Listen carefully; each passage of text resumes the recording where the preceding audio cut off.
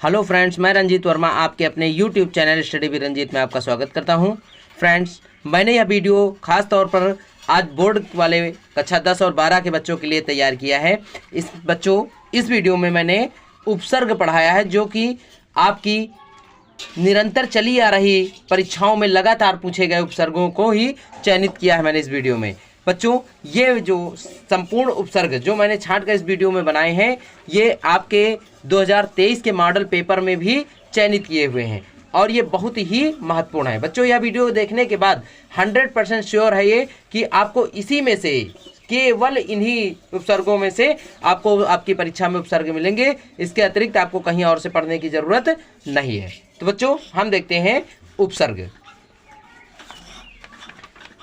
सबसे पहले बच्चों हम देखते हैं कि उपसर्ग किसे कहते हैं या उपसर्ग का अर्थ क्या होता है। ठीक है, तो उपसर्ग में बच्चों देखते हैं कि उपसर्ग उस वर्ण या वर्ण समूह को कहते हैं जिसका स्वतंत्र प्रयोग ना होता हो। ठीक है, जिसका स्वतंत्र प्रयोग ना होता हो। समझ रहे हैं आप?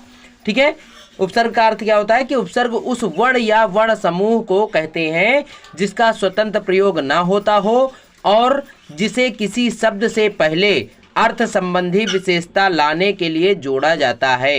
हिंदी में उपसर्ग 3 प्रकार के होते हैं। ठीक है, तो देखिए बच्चों, उपसर्ग हम कहते उन शब्दों को कहते हैं, वर्णों को कहते हैं जो किसी शब्द के आगे लग करके, ठीक है, उपसर्ग यानी उसी शब्द के आगे लग करके उस शब्द का अर्थ परिवर्तित कर देते हैं, अर्थात बदल देते हैं। ऐसे शब्दों को हम, ठीक है, उपसर्ग कहते हैं। समझ गए?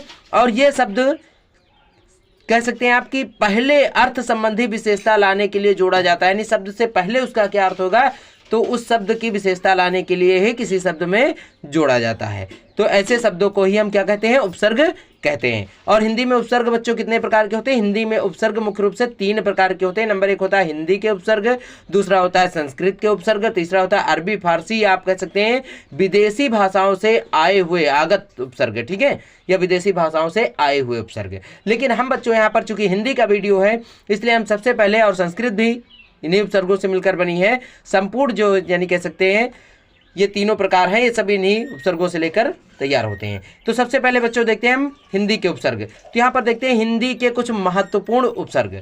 बच्चों, मैंने वीडियो को तैयार किया और एक बार पुनः रिपीट करना चाहता हूँ कि ये जितने भी मैंने बहुत ही कम मात्रा में मैंने छांट के उपसर्ग रखे हैं और ये आपकी परीक्षा में बहुत ही महत्वपूर्ण स्थान रखेंगे, अर्थात आपको पूरा नंबर दिलाने में सार्थक सिद्ध होंगे, क्योंकि ये मैंने आपके 2023 की परीक्षा के मॉडल पेपर जो आए हैं उनसे और जो आपकी विगत परीक्षाएं हो चुकी हैं 2-3 वर्षों की, उसमें अधिकतर पूछे गए उपसर्गों में से छांट कर तैयार किया है। ये हर बार निरंतर परीक्षा में पूछे जाते हैं। तो बच्चों, हम देखते हैं कुछ छटे हुए उपसर्ग जो प्रतिवर्ष पूछे जाते हैं और आपके मॉडल पेपर से संबंधित हैं। ठीक है, अब देखते हैं बच्चों, इधर मैंने लिख दिया है उपसर्ग और उपसर्ग के बाद उसके कुछ नवीन शब्द। ठीक है, तो उपसर्ग, पहला उपसर्ग बच्चों हमारा है अनु उपसर्ग। अनु, अब देखिए अनु शब्द, ठीक है, अनुकरण, इसे नवीन शब्द क्या बनता है? अनु उपसर्ग। करण शब्द है और देखिए अनु और करण, ठीक है, 2 शब्द से मिलकर बना है, अनुकरण हो गया। ठीक है, तो अनु इसके आगे जो लगने वाला उपसर्ग है, क्योंकि मैंने पहले बताया है उपसर्ग वह शब्द या वर्ण होता है जो किसी शब्द के आगे लग के उसके अर्थ को परिवर्तित कर देता है, अर्थात बदल देता है, वही हमारा उपसर्ग कहलाता है। तो यहाँ पर देखिए बहुत ही महत्वपूर्ण संपूर्ण उपसर्ग है। पहला है हमारा अनु उपसर्ग, दूसरा है अप उपसर्ग। ठीक है, अप उपसर्ग, अब शकुन में अप लगा देते हैं तो हो जाता है अपशगुन। देखिए इसका एक सार्थक अर्थ निकलता है, इसका शकुन केवल इसका अर्थ नहीं निकलता है, लेकिन अपशगुन लगा देते हैं तो उसका अर्थ निकल आता है। और अब जब शकुन में अप उपसर्ग हम लगा देते हैं बच्चों तो इसका अर्थ परिवर्तित हो जाता है। आगे देखते हैं अभि। देखिए अभी लगाते थे, मान दूसरा शब्द हो गया हमारा, तो अभि और मान यानी अभिमान। यहाँ देखिए अभिमान यानी गर्व जिसे कहा जा सकता है। देखिए, ठीक है, तो किसी शब्द के आगे अभि उपसर्ग लगा दिया मैंने, मान के आगे, तो हो गया अभिमान। ठीक है, तो इसके अर्थ में निरंतर परिवर्तन हो गया। अगला हमारा बच्चों उपसर्ग है उप। उप, तो कार में उप लगा दिया, उपकार हो गया। ठीक है, तो यहाँ पर हमारा ये भी जितने भी बच्चों मैंने उपसर्ग छांट कर आपके लिए तैयार किए बहुत ही महत्वपूर्ण है। आगे देखते हैं सह। सह से सह उपसर्ग लगा देते हैं, सहपाठी हो जाता है ना, सहकष्टी हो जाता है। समझ गए? इस प्रकार आ उपसर्ग लगा देते हैं, असत्य हो जाता है, अभिमान भी हो सकता है। ठीक है, अभी उसमें लगता है, सॉरी, असत्य हो जाता है ना, अनर्थ हो जाता है। इस प्रकार किसी शब्द के आगे जब हम उपसर्ग लगा देते हैं तो उसका अर्थ परिवर्तित हो जाता है। दूसरा है सु। सु से सुलेख, देखिए लेख, लिखना मतलब दूसरी, सुलेख मतलब सुंदर लेख, उसका अर्थ परिवर्तित हो गया, सु उपसर्ग लगने से सुलेख बन गया।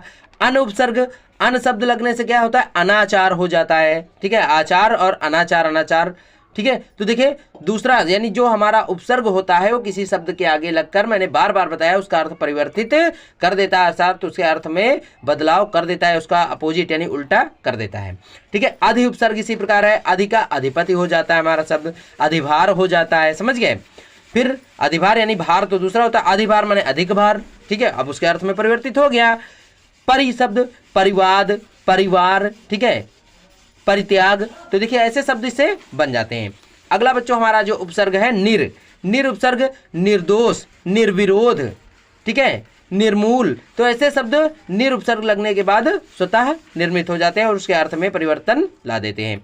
औपसर्ग, औपसर्ग से अवमूल्यन हो जाता है, ठीक है, अवरोध हो जाता है। तो अव शब्द जो हमारा उपसर्ग है ये भी जिस शब्द के आगे लगता है उसका अर्थ निश्चित रूप से परिवर्तित कर देता है, ठीक है। तो बच्चों जितने भी मैंने इस वीडियो में आपको उपसर्ग लिख कर बताए ये बहुत ही आपकी परीक्षा की दृष्टि से महत्वपूर्ण है और निश्चित रूप से इन्हीं उपसर्गों में से पूछा जाएगा, आप लिख के रख लीजिए, बस इन्हीं में से पूछा जाएगा चयनित रूप से, ठीक है।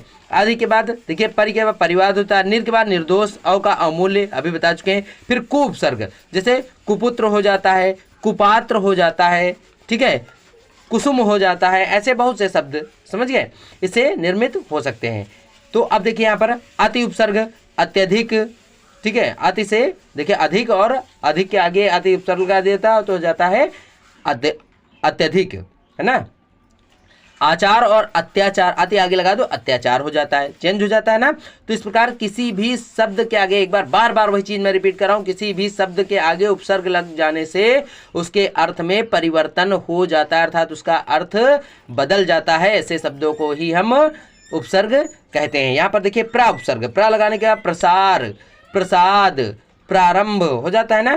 फिर वि उपसर्ग, विशेष, विनय, बहुत से शब्द ऐसे निर्मित हो सकते हैं। विमुख, ठीक है, मुख और विमुख, तो ऐसे शब्द बच्चों जो किसी, यानी कह सकते हैं ऐसे शब्द या वर्ण जो किसी शब्द के आगे लग के उसके अर्थ को परिवर्तित कर देते हैं, वे संपूर्ण शब्द हमारे क्या कहलाते हैं, उपसर्ग कहलाते हैं। तो बच्चों ये जितने भी उपसर्ग हैं आपकी परीक्षा की दृष्टि से बहुत ही महत्वपूर्ण और बहुत ही कह सकते हैं चयनित किए हुए शब्द हैं जो निश्चित रूप से मैं दावा कर सकता हूं कि इसी में से पूछे जाएंगे। तो बच्चों हम अपने इस वीडियो को यहीं पर विराम देते हैं और अपने अगले वीडियो में फिर ऐसे ही चयनित किए हुए कुछ शब्द लेकर आएंगे जो कि आपकी परीक्षा की दृष्टि से महत्वपूर्ण होंगे। धन्यवाद।